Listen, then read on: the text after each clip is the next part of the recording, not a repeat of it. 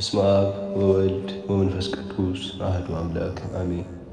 አንድ አምላክ በሚሆን በአብ በወልድ በመንፈስ ቅዱስ ስም መጋቢት 29 በዚህች ቀን ለእመቤታችን ለቅድስት ድንግል ማርያም የከበረ መልአክ ገብርኤል የምሥራች የነገረበት ድኅነትን የተመላች ታላቅ በዓል ናት።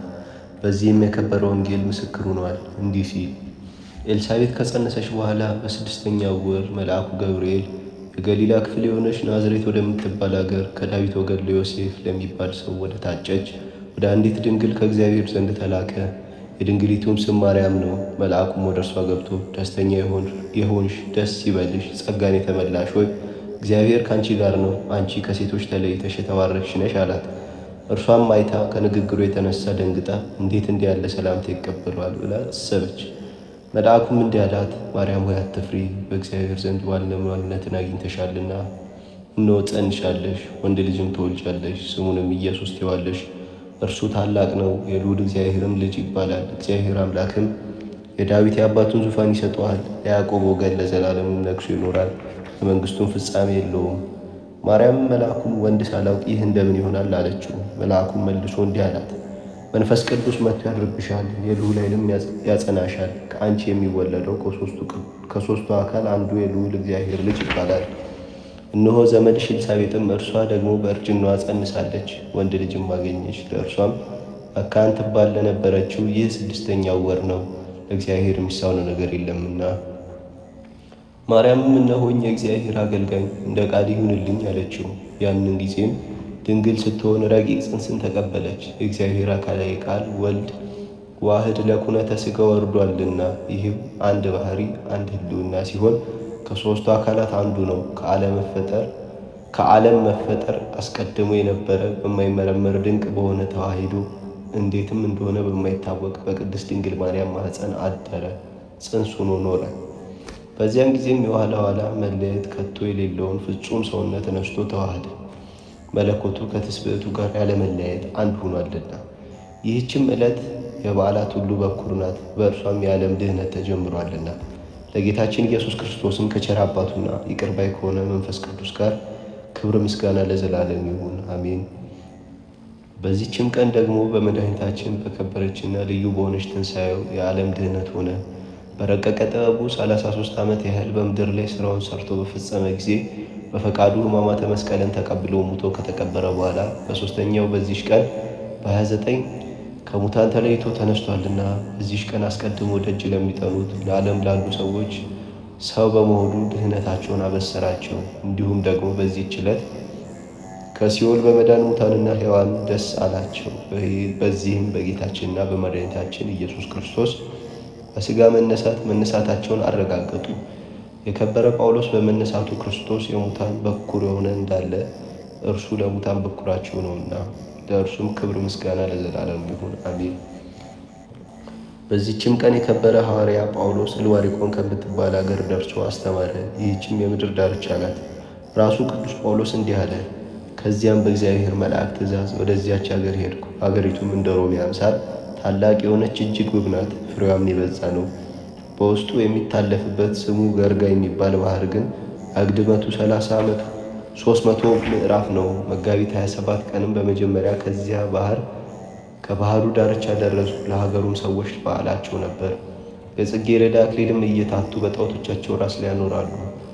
ከስንዴያቸውም አዲስ እሸትን ለጣዖቶቻቸው ያቀርባሉ።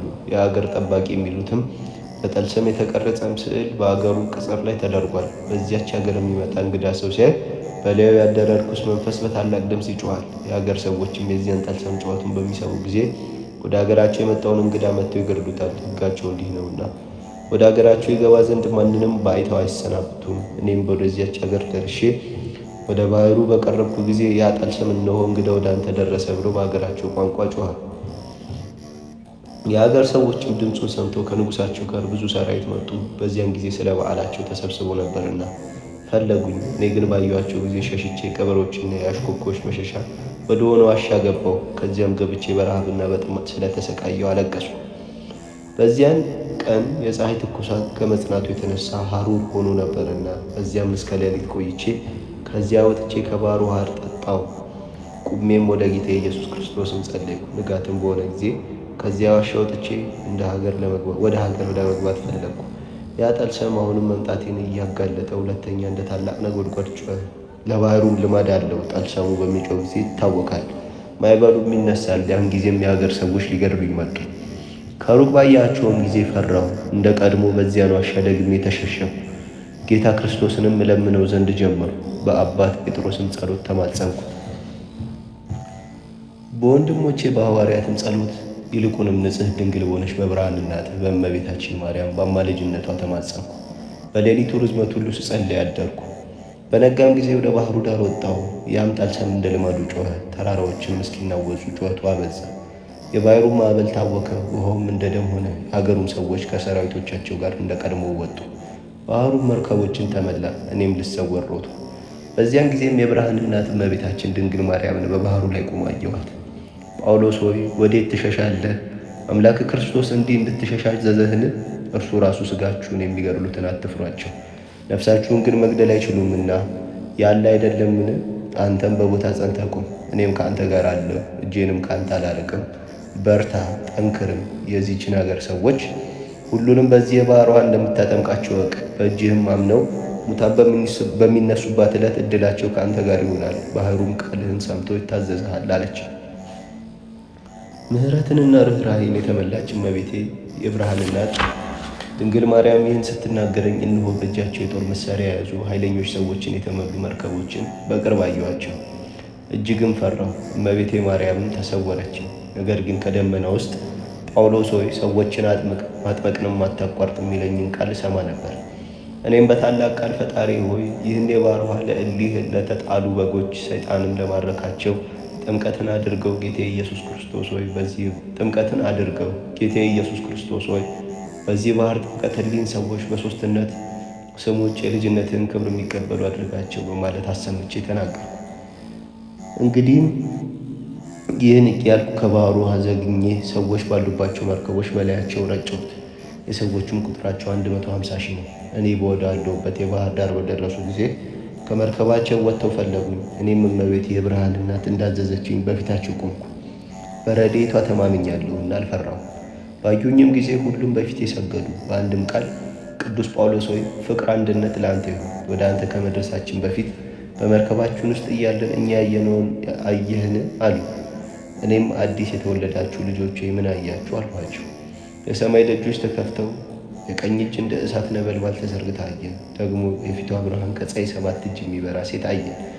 እርሷም ከደመና በታች የምትረጨውን ውኃ ተቀብላ በላያችን ተረጨዋለች፣ ትስመናለች፣ ታቅፈናለች፣ በራሶቻችንም ላይ የብርሃን አክሊሎችን ታደርጋለች አሉ።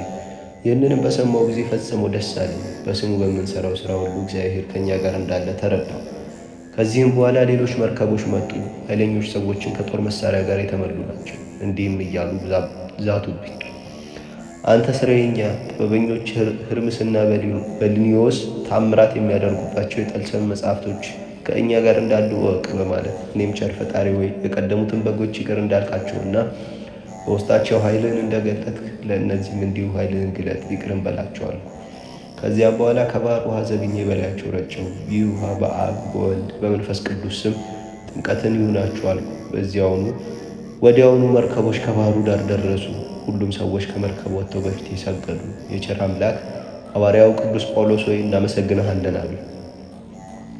ይህንንም ድንቅ ተአምር ከቀደሙት ባልንጀሮቻቸው ጋር ተነጋገሩ።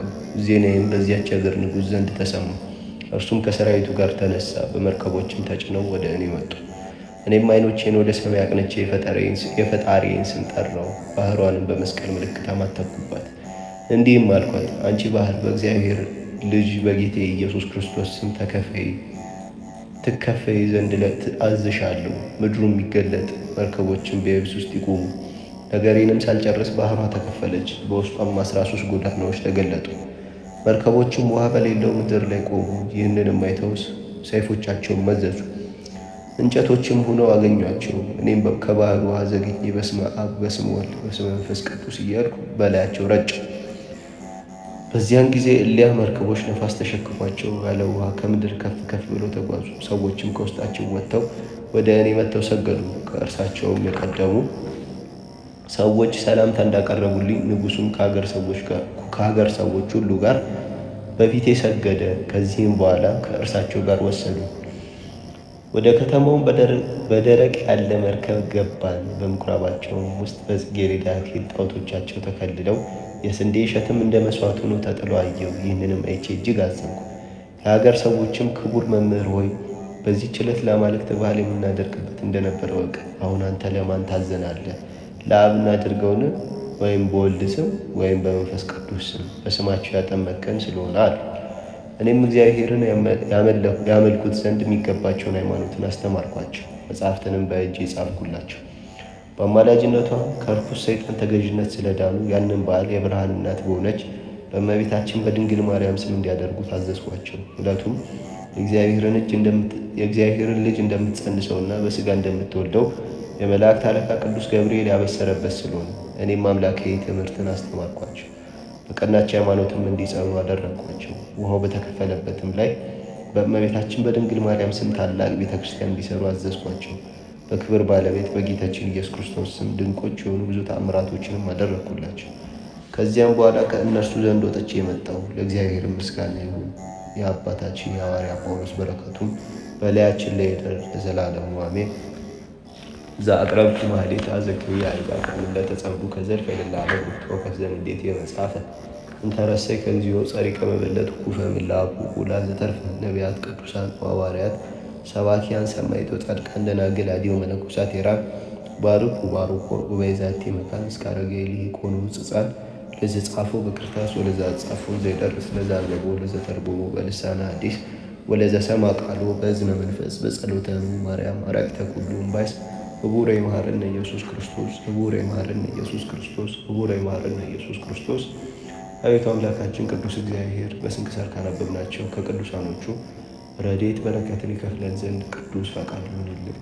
ወስብሐት ለእግዚአብሔር።